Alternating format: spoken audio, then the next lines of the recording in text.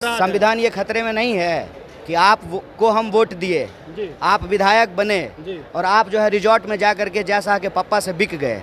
सत्ता पक्ष क्या कह रही है, उनके जुबान पे हम जीएसटी नहीं लगा सकते हैं। पूरा देश ने देखा कि कैसे विधायकों की चोरी की जाती थी, कैसे विधायक को एक रिजॉर्ट से दूसरे रिजॉर्ट में ले जा करके घुमाया जाता था। आज जो है वोट चोरी के माध्यम से वोटर लिस्ट में गड़बड़ी करके संविधान और लोकतंत्र को चुराने की कोशिश की जा रही है। लोकतंत्र को बचाने की इस लड़ाई में बिहार पूरी तरह से एकजुट है और वोट जो चोरों को बिहार से करारा जवाब मिलेगा। 2024 लोकसभा चुनाव में संविधान खतरे में है, यह मुद्दा बना था, लेकिन विधानसभा चुनाव से पहले एसआईआर मुद्दा बन गया है।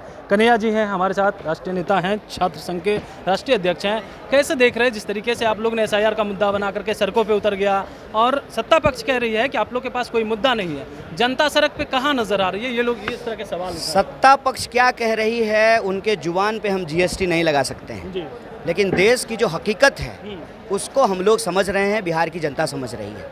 पूरा देश ने देखा कि कैसे विधायकों की चोरी की जाती थी, कैसे विधायक को एक रिजॉर्ट से दूसरे रिजॉर्ट में ले जा करके घुमाया जाता था और चुनी हुई सरकारों की चोरी की जाती थी, और कैसे आज जो है वोट चोरी के माध्यम से वोटर लिस्ट में गड़बड़ी करके संविधान और लोकतंत्र को चुराने की कोशिश की जा रही है। इस चोरी के खिलाफ बिहार की जनता सजग है, क्योंकि बिहार के लोगों के दिलों में लोकतंत्र बसता है। लोकतंत्र को बचाने की इस लड़ाई में बिहार पूरी तरह से एकजुट है और वोट जो चोरों को बिहार से करारा जवाब मिलेगा। कहिए कि जिस तरीके से आप लोग उतरे हुए हैं, कह रहे हैं कि चुनाव में आपने कहा संविधान खतरे में, लेकिन संविधान कहाँ खतरे में था?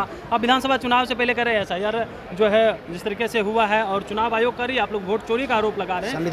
संविधान ये खतरे में नहीं है कि आप को हम वोट दिए, आप विधायक बने और आप जो है रिजॉर्ट में जा करके जैसा के पप्पा से बिक गए, तो इससे संविधान खतरे में नहीं आता है, इससे लोकतंत्र चोरी नहीं होती है। अधिकार कहाँ छीना जा रहा है ये पूछे? अधिकार नहीं छिनाया, आप जिंदा हैं और आपका नाम वोटर लिस्ट से काट दिया गया तो आपका अधिकार बचा, और जब आपको वोट देने का ही अधिकार नहीं बचेगा तो आपको बोलने का अधिकार बचेगा, आप माइक लेके घूमिएगा।